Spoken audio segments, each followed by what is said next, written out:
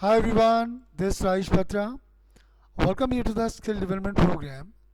The topic of the day is Imaginary Situation, Volume 2.0. Let's talk about some past imaginary situation. Last month, पिछले महीने Ajay was in hospital for an operation. Ajay एक hospital में भर्ती था और उसका operation था. I didn't know this. अब मुझे इस बारे में कोई जानकारी नहीं थी. So I didn't go to visit him. तो मैं तो नहीं गया उससे मिलने. We met a few days ago. हम कुछ दिन पहले मिले. तो मैंने उससे कहा, if I known you were in hospital, अरे भाई अगर मुझे मालूम होता कि आप हॉस्पिटल में हो तो I would have gone to visit you. तो मैं आपसे मिलने ज़रूर आता. ये पास की एक इमेजिनरी सिचुएशन है. और द रियल सिचुएशन क्या थी? रियल सिचुएशन ये थी कि आई डिडंट नो, कि मुझे नहीं पता था कि ही वॉज इन हॉस्पिटल, कि वो हॉस्पिटल में भर्ती था. तभी तो मैंने कहा कि अगर मुझे पता होता कि तुम हॉस्पिटल में हो तो मैं तुमसे मिलने ज़रूर आता. आपने नोटिस किया, हम इस सिचुएशन को पास की इमेजिनरी सिचुएशन कैसे कह सकते हैं? तो जैसे आप देखिए, इस सिचुएशन की शुरुआत कहाँ से हुई? लास्ट मंथ से. यानी हम पास के बारे में बात कर रहे हैं. तो जब आप पास की बारे में बात करते हैं, एक ऐसी स्थिति के बारे में जो वास्तव में हुई ना हो, हम मात्र उसकी कल्पना कर रहे हों, उस चीज़ को बताने के लिए जो हमारा स्ट्रक्चर होता है वो ये वाला होता है. If I known you are in hospital, I would have gone to visit you. To talk about the past imaginary situation, यानी किसी पास की इमेजिनरी सिचुएशन को बताने के लिए the following structure is use. नीचे दिया गया स्ट्रक्चर यूज किया जाता है. If I had done something, I would have done something. यानी इफ के बाद आपको सब्जेक्ट, यानी ही शीट आई वी दे कुछ भी, जैसे यहाँ आई लगाए हुए हैं. And then had, helping verb had, और डन यानी third form of the verb, and then उसका ऑब्जेक्ट समथिंग. और इसी तरह से जो मेन सिचुएशन है, हम उसमें वुड हैव और third form of the verb इस्तेमाल करते हैं. डन का मतलब यहाँ third form of the verb है. आइए बात करते हैं और एग्जाम्पल की. I didn't see when you pass me in the street. यानी जब आप गली में मेरे पास से निकले थे या मेरे पास से गुजरे थे तो मैं आपको देख नहीं पाया था. If I had seen you, अगर मैंने आपको देखा होता, of course I would have said hello, तो मैं आपको हेलो तो ज़रूर कहता. आपने नोटिस किया, again this an imaginary situation the past. अब हम एक बार फिर इमेजिनरी सिचुएशन द पास के बारे में बात कर रहे हैं. ये भी एक पास की इमेजिनरी सिचुएशन है. और द रियल सिचुएशन क्या थी? रियल सिचुएशन ये थी कि मैंने आपको नहीं देखा था. मैंने आपको नहीं देखा था, तभी तो मैं कह रहा हूँ कि अगर मैंने आपको देखा होता, if I had seen you, I would have said hello, तो मैं आपको हेलो ज़रूर कहता. I decided to stay at home last night. मैंने कल रात घर रुकने का फैसला किया. I would have gone out if I hadn't been so tired. इस सेंटेंस को हम ऐसे ही बोल सकते हैं, if I hadn't been so tired I would have gone out. इन दोनों ही सेंटेंसेस का जो मतलब है वो एक है कि अगर मैं इतना थका हुआ नहीं होता तो मैं बाहर जाता. आपने नोटिस किया, इस तरह के सेंटेंसेस में ये पास की एक इमेजिनरी सिचुएशन है. और पास की इमेजिनरी सिचुएशन को हम दर्शाते हैं दो क्लॉजेस के जरिए. एक क्लॉज जो इफ से शुरू होती है और इसके बाद हम लगाते हैं past perfect tense, I had और third form of the verb. लेकिन आप देखिए यहाँ पर वर्ब की थर्ड फॉर्म है ही नहीं. जो टायर्ड शब्द आप यूज़ कर रहे हैं, टायर्ड एक स्टेट है. स्टेट का मतलब अवस्था. जैसे बिजी, हैप्पी, सैड, ये सब काम नहीं है, वर्ब नहीं है, एक्शन नहीं है. ये सब एक इंसान की अवस्थाएं हैं. तो जब भी हम एक आदमी की अवस्था के बारे में बात करते हैं तब हम हैड के बाद बीन शब्द का यूज़ करते हैं और उसके बाद हम उस व्यक्ति की अवस्था के बारे में बात करते हैं. चूँकि इस सेंटेंस में हम एक आदमी की अवस्था के बारे में बात कर रहे थे और मैं ये कहने की कोशिश कर रहा था कि मैं थका हुआ नहीं था. अगर मैं इतना थका हुआ नहीं होता तो मुझे लगाना पड़ा यहाँ पर if I hadn't been so tired, और तो मैं क्या करता, तो I would have gone out. तो यहाँ मेन क्लॉज जो है उसका स्ट्रक्चर होता है सब्जेक्ट यानी I, then would have, and then third form of the verb, और यहाँ थर्ड फॉर्म है गॉन, यानी गो व्हेन गॉन। तो गॉन वर्ब की थर्ड फॉर्म है। अगर मैं थका हुआ नहीं होता तो मैं बाहर जाता। आप एक सेंटेंस और देखते हैं, if he had been looking where he was going he would not have walked in to the wall. अगर इन महाशय को दिख रहा होता है ना कि ये जा किस तरफ रहे हैं, ये इस तरह दीवार में जाके नहीं घुसते। एक लड़का हाथ में मोबाइल लेकर सड़क पर चलता चला जा रहा है और सामने से अचानक दीवार आ जाती है और वो इसमें जाके घुसता है और टक्कर लगती है और सिर पकड़कर बैठ जाता है। ये देखकर एक अन्य व्यक्ति ये बात बोलता है, if he hadn't been looking where is going he would not have walked into the wall. अगर उसे दिख रहा होता ना कि वो जा कहाँ रहा है या किस तरफ जा रहा है, इस तरह से दीवार में जाके ना घुसता। द व्यू वॉज वंडरफुल, नज़ारा बेहद दिलकश था। If I had had a camera I would have taken some photographs. भाई अगर मेरे पास एक कैमरा होता ना तो भाई साहब मैं बहुत फोटोग्राफ्स खींचता, कुछ फोटोग्राफ्स तो खींच ही लेता। आपने नोटिस किया यहाँ पे दो बार हैड का यूज़ किया गया है, जैसा कि मैंने अभी आपको बताया था। यहाँ पर हम इफ़ के बाद पास्ट परफेक्ट टेंस का यूज़ करते हैं। अब पास्ट परफेक्ट में होता है सब्जेक्ट यानी आई, देन हैड और third form of the verb. अब चूंकि ये पास्ट परफेक्ट के अंदर हम एक्शन की बात नहीं कर रहे हैं, हम बात करें पोजेशन की। पोजेशन का मतलब होता है जैसे प्रेजेंट में बोलते हैं आई हैव अ पेन, तो इसी को पास्ट सिंबल बोलते हैं आई हैड ए पेन। अब इसी चीज़ को अगर मुझे पास्ट परफेक्ट में कहना हो तो मुझे क्या कहना होगा, मुझे सबसे पहले इफ़ के साथ आई के साथ सबसे पहले हैड लगाना पड़ेगा, यानी पास्ट परफेक्ट वाला हैड जो हेल्पिंग वर्ब है।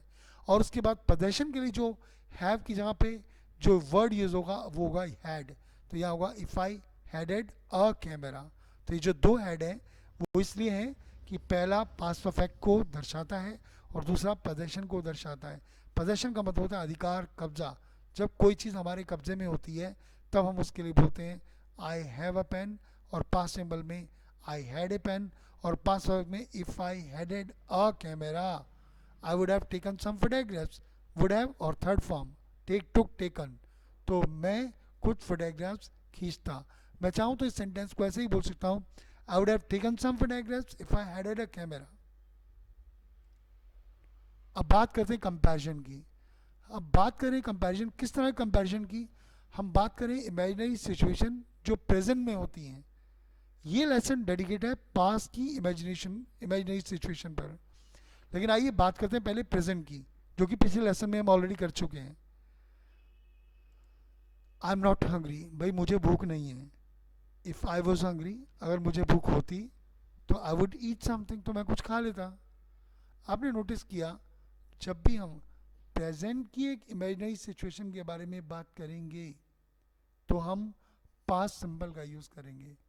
जी हाँ, इमेजिनरी सिचुएशन अगर इफ़ यानी ये प्रेजेंट में है तो हम उसको पास्ट में लिखेंगे। तो आपने नोटिस किया शुरुआत कहाँ से हुई, प्रेजेंट के सेंटेंस से, आई एम नॉट हंग्री, जो कि प्रेजेंट की सिचुएशन है। भाई मुझे इस वक्त भूख नहीं है। अब मुझे इमेजिनरी सिचुएशन लिखनी है यानी इफ़ से, तो मैं इफ़ के बाद पास्ट सिंपल टेंस लगाऊंगा। If then subject then second form of the verb. अब वही बात, चूंकि यहाँ पर कोई काम है ही नहीं, कोई वर्ब है ही नहीं, यहाँ बात हो रही है भूखे की, और भूखा होना एक सिचुएशन नहीं है, एक काम नहीं है, एक स्थिति है, अवस्था है। तो स्थिति के लिए, अवस्था के लिए हम लगाते हैं वॉज या वर और उसकी अवस्था। तो मैंने यहाँ लिख दिया इफ़ आई वॉज हंग्री, और आगे वही मेन क्लॉज में आता है वुड और वर की first form, I would eat something. अगर मैं भूखा होता तो मैं कुछ खा लेता। लेकिन अगर इमेजिनरी सिचुएशन पास की हो, जैसा कि अभी तक हम करते आए हैं, तो क्या होगा। अब आप देख सकते हैं आई वॉज नॉट हंग्री, मुझे भूख नहीं थी। यहाँ पर हम लिखेंगे if I had been hungry. आपने नोटिस किया इफ़ के बाद आई, अब हैड और थर्ड फॉर्म नहीं है, हैड के बाद हमने लगाया बीन और उसके बाद लगाया हंग्री, क्योंकि पास्ट वर्क में स्टेट के लिए हम हैड के बाद बीन और फिर स्टेट लगाते हैं, if I had been hungry. और मेन क्लॉज में वुड हैव और third form, I would have eaten something. अगर मुझे भूख लगी होती तो मैं कुछ खा ही लेता भाई. ईटन, आपने नोटिस किया, ईट, एट, ईटन वर्ब की third form. Don't use would in the if part of the sentence. Sentence के इफ वाले पार्ट में आपको वुड का इस्तेमाल नहीं करना है. We use would in the main clause of the sentence. हम वुड का इस्तेमाल केवल और केवल मेन क्लॉज में ही करते हैं. If I had seen you, of course I would have said hello. अगर मैंने आपको देखा होता तो जाहिर है कि मैं आपको हेलो तो कहता ही. आपने नोटिस किया यहाँ इफ़ के बाद हैड सीन का इस्तेमाल किया गया है, यानी हैड और थर्ड फॉर्म का इस्तेमाल किया गया है. ये कंडीशनल क्लॉज है, यानी ये इफ़ पार्ट है और इफ़ पार्ट में वुड का इस्तेमाल नहीं किया गया है. और यह मेन पार्ट है, आई वुड हैव सेड हेलो, और मेन पार्ट में ही इसका इस्तेमाल किया गया है. और ये चीज़ आपको ध्यान रखनी है. We use had done in the same way after wish. जैसा कि आप जानते ही हैं, आपने ऊपर भी देखा है, इफ़ के बाद आई हैड डन का इस्तेमाल किया गया है, राइट. जिस तरह इफ़ के बाद आई हैड डन का इस्तेमाल किया गया है, ठीक उसी तरह से हम विश के बाद भी हैड डन का इस्तेमाल कर सकते हैं. अब सवाल उठता है कि विश का मतलब क्या होता है. यानी कोई भी ऐसा काम जिसको करने में हमें अफसोस था कि ओह ये काम हम कर ही नहीं पाए, काश कि मैंने ऐसा किया होता, उस काश को दर्शाने के लिए हम बोलते हैं आई विश. और इस चीज़ के लिए हमें सबसे पहले स्ट्रक्चर का मालूम होना ज़रूरी है. The structure of using wish with had done वो क्या है. I wish something had happen. I wish I had known that you were ill. I wish का मतलब हुआ काश. आई विश काश, और अब आपको लगाना है आई हैड डन, यानी आई हैड नोन. काश कि मुझे मालूम होता दैट यू आर इल, कि तुम बीमार हो. I would have gone to see you, तो मैं तुम्हें मिलने ज़रूर जाता. आई फील सिक, मेरी तबीयत ठीक नहीं लग रही है. I wish I hadn't eaten so much cake. काश कि मैंने इतना केक ना खाया होता. इट मीन्स कि मैंने दबाकर केक खाया था. Do you wish you had studied science instead of languages. आपको ऐसी इच्छा नहीं होती, आपको ऐसा महसूस नहीं होता कि काश आपने लैंग्वेजेस के बजाय साइंस पढ़ी होती. इट मीन्स कि आपने क्या पढ़ा था, आपने लैंग्वेजेस पढ़ी थी. इसीलिए तो आप कह रहे हैं do you wish you had studied science instead of languages. काश कि आपने लैंग्वेजेस की बजाय साइंस पढ़ी होती. इस बात का आपको मलाल है. The weather was cold while we were away. जब हम घूमने गए थे ना, वाइल वी वर अवे, जब हम घूमने गए थे ना, तो मौसम बहुत ही ठंडा था. I wish it had been warmer. काश कि गर्म होता, काश गर्मी होती, वहाँ बहुत ठंड थी. आपको इस बात का अफसोस हो रहा है. Do not use would have after wish in these sentences. In sentences में विश के बाद वुड हैव का यूज बिल्कुल नहीं किया जाता है. I wish it had been warmer. अब आता है सवाल कि हैड बीन के बाद वार्मर क्यों लगा है, या हैड और थर्ड फॉर्म क्यों नहीं है, वुड हैव और थर्ड फॉर्म क्यों नहीं है. तो इसका आंसर ये है कि ये जो वार्मर शब्द आप यूज़ कर रहे हैं, वार्मर वर्ब नहीं है. वार्मर एक एडजेक्टिव है, ये एक स्टेट है, यानी अवस्था है. अब सवाल उठता है कि स्टेट क्या होता है, अवस्था क्या होती है. स्टेट का मतलब हो गया कि जब हम एक आदमी के काम को नहीं दर्शा रहे हों, अगर एक आदमी का काम दर्शाना हो तो हम वर्ब लगाते हैं. यानी जैसे गो, कम, रीड, राइट, तब हम लिखेंगे हैड और थर्ड फॉर्म, यानी had gone, had played. Okay.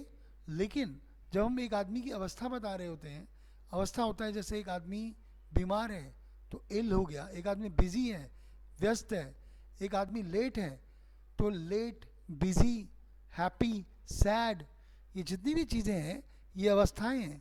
तो जब हमें अवस्था लगानी होती है तब हम हैड के बाद अवस्था नहीं लिख देते हैं, तब हम उसके लिए एक शब्द यूज़ करते हैं हैड बीन, और फिर लगाते हैं वो अवस्था। Had been late, had been happy, had been busy, had been healthy. मान लीजिए हमें कहना हो काश कि मैं हेल्दी होता, मान लीजिए मैं बीमार हूँ और मुझे इसका बहुत अफसोस हो रहा है और मैं कहना चाह रहा हूँ काश कि मैं हेल्दी होता, तो मैं बोलूँगा आई wish I had been healthy. इसी तरह से यहाँ वार्मर एक स्टेट है, वर्ब नहीं है। तो to talk about the state we use had been. I wish it had been warmer.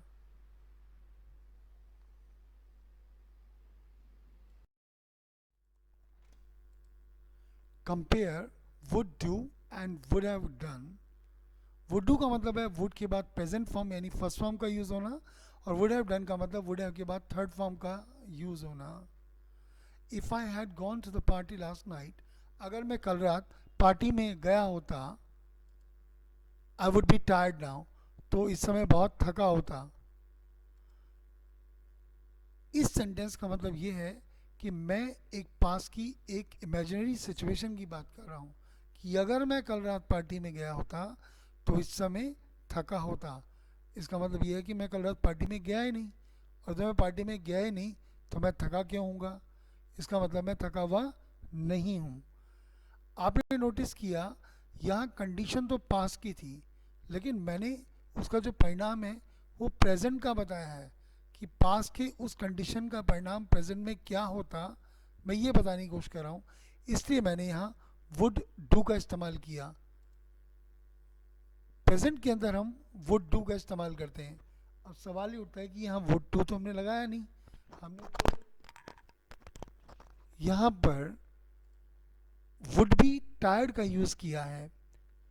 तो यहाँ इसका आंसर ये है कि वुड के बाद वर्ब की फर्स्ट फॉर्म लगाई जाती है, वो तब होता है जब वुड के बाद कोई एक्शन हो।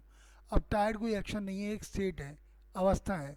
जैसा मैं कई बार बता चुका हूँ कि स्टेट यानी जैसे बिजी, हैप्पी, सैड, इल, हेल्दी, ये सब अवस्थाएं हैं एक इंसान की।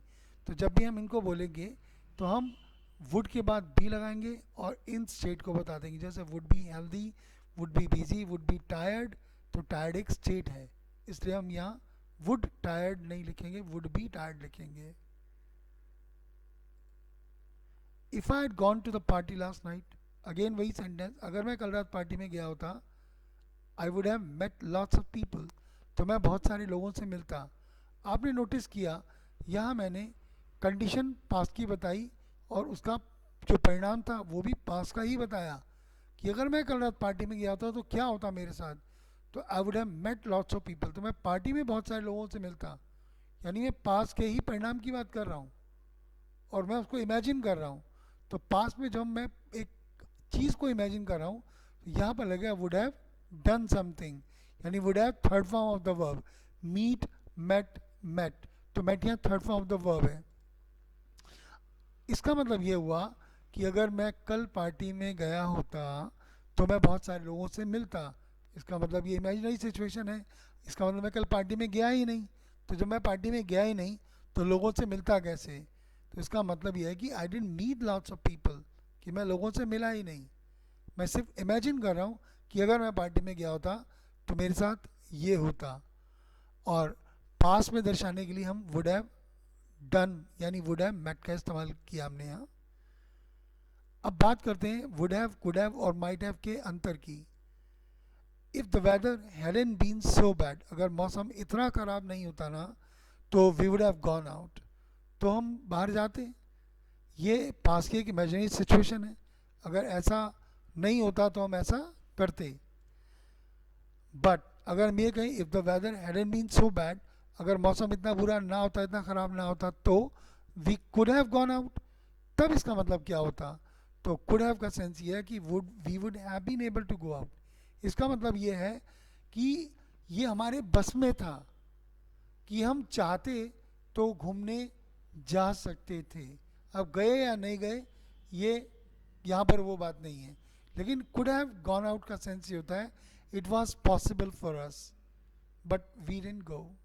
यानी अगर मौसम बुरा होता, अगर मौसम बुरा नहीं होता तो हम घूमने जा सकते थे। If the weather hadn't been so bad, अगर मौसम इतना ख़राब नहीं होता, we might have gone out. तो माइट हैव का मतलब है कि perhaps we would have gone out, कि शायद हम घूमने जाते। आपने नोटिस किया इन तीनों सेंटेंस में वुड हैव, कुड हैव और माइट हैव में माइन्यूट सा अंतर है। वुड हैव सिंपल बात कर रहा है कि ये एक पास की इमेजिनरी सिचुएशन है कि हम ये काम करते। कुड हैव गॉन का मतलब है कि हम जा सकते थे पर हम गए नहीं, और माइट हैव का मतलब है कि शायद हम जाते। With that, the topic is over, and thanks for being with me. Have a nice day.